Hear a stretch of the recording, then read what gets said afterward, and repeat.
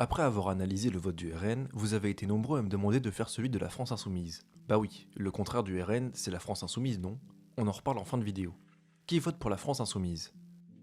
Bon, vous avez de la chance, j'aurais pas besoin de vous casser la tête avec les statistiques, puisqu'il y a des ouvrages qui l'ont très bien fait. Son électorat est plutôt jeune, souvent moins de 40 ans, avec un fort niveau d'études, c'est-à-dire au moins bac+2, mais en décalage avec leur situation économique souvent précaire. En effet, ce sont majoritairement des classes moyennes inférieures, des salariés précaires, des jeunes diplômés au chômage ou en emploi instable. Ils se trouvent donc en situation de déclassement professionnel. La majorité sont athées ou ne pratiquent pas de religion. Ils se caractérisent par une proximité avec les populations issues de l'immigration, notamment dans les banlieues urbaines populaires. C'est un électorat très sensible aux questions antiracistes, féministes et écologiques. La France insoumise arrive donc à rassembler très largement, avec des jeunes urbains précaires, des agents de services publics comme des enseignants, des soignants, des cheminots, des petits retraités économiquement fragiles, ou encore des populations issues de l'immigration engagées pour l'égalité. Et ce mélange crée parfois des tensions internes, entre des aspirations très radicales et des attentes plus institutionnelles.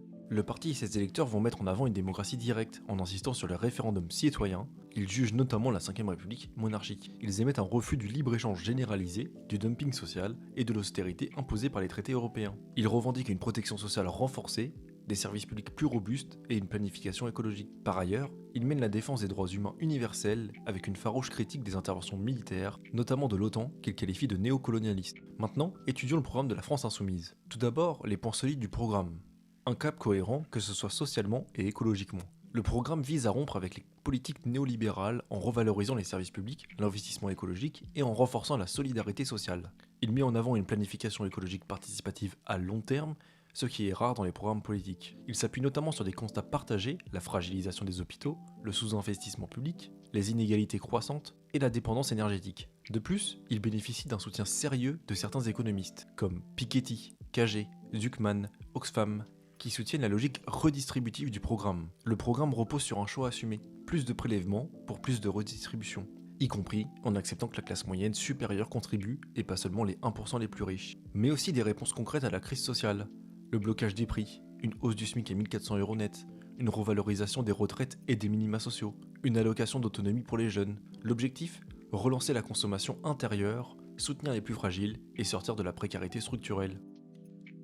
Maintenant, les points critiques du programme. Déjà, le chiffrage du programme est très optimiste, voire irréaliste. Les 273 milliards d'euros de dépenses nouvelles sont en partie financés par des recettes surestimées, notamment les 15 milliards sur le nouvel ISF climatique, les 26 milliards sur la taxe Zuckman sur les multinationales, et 15 milliards sur des super profits qui n'existent plus. Plusieurs de ces mesures sont juridiquement fragiles avec un risque de censure par la CJUE et le Conseil constitutionnel, mais aussi des risques d'effets macroéconomiques contre-productifs. Le programme parie sur un effet multiplicateur keynésien de 2 à 3, c'est-à-dire 1 euro dépensé égale 2 ou 3 euros de croissance. Mais, dans une économie ouverte comme la France, une grande partie de la demande relancée part à l'étranger. C'est le déficit commercial. Le multiplicateur budgétaire est incertain, et son effet souvent surestimé en période de taux d'intérêt élevés. Et enfin, un isolement européen et international risqué. La sortie de la politique agricole commune, la désobéissance des traités, la confrontation avec la Banque Centrale Européenne, la fiscalité unilatérale sur les multinationales et une sortie potentielle de l'OTAN, cela créerait un choc de défiance immédiat sur les marchés,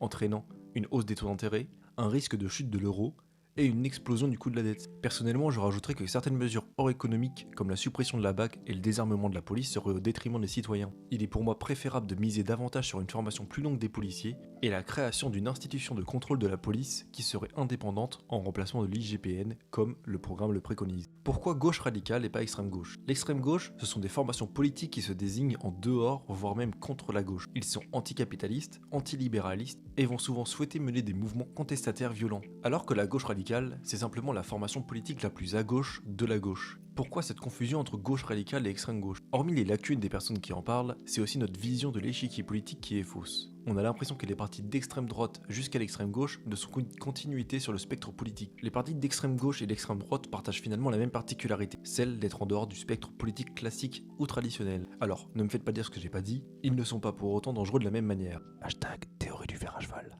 Mais revenons à nos moutons. Pourquoi on en vient souvent à comparer la France insoumise à l'extrême gauche? La France insoumise ne se distingue pas par son programme, mais par sa manière d'agir. C'est un parti avec un programme de gauche, voire de gauche radicale, mais avec des méthodes se rapprochant de celles de l'extrême gauche, et c'est là qu'est la confusion. Ce qui finalement fait la force et l'originalité de la France insoumise fait également sa faiblesse. L'hyper-personnification du parti vers Mélenchon fait que même si on adhère au programme, si on n'aime pas le personnage, on n'aime pas le parti. La violence du parti peut en rebuter plus d'un. Il propose un programme de gauche en ayant des méthodes de l'extrême gauche, et être qualifié d'extrême, ça en dissuade plus d'un. Le parti a aussi des gros problèmes en interne. Les membres sont parfois en totale déconnexion avec la tête du parti.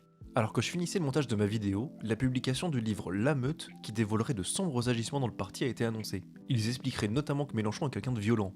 Bon, même s'il faut prendre ces informations avec des pincettes, celles-ci couplées aux informations que l'on avait déjà nous permettront de se faire une idée des problèmes qu'il peut y avoir en interne. Il est sorti ce mercredi 7 mai pour ceux que ça intéresse.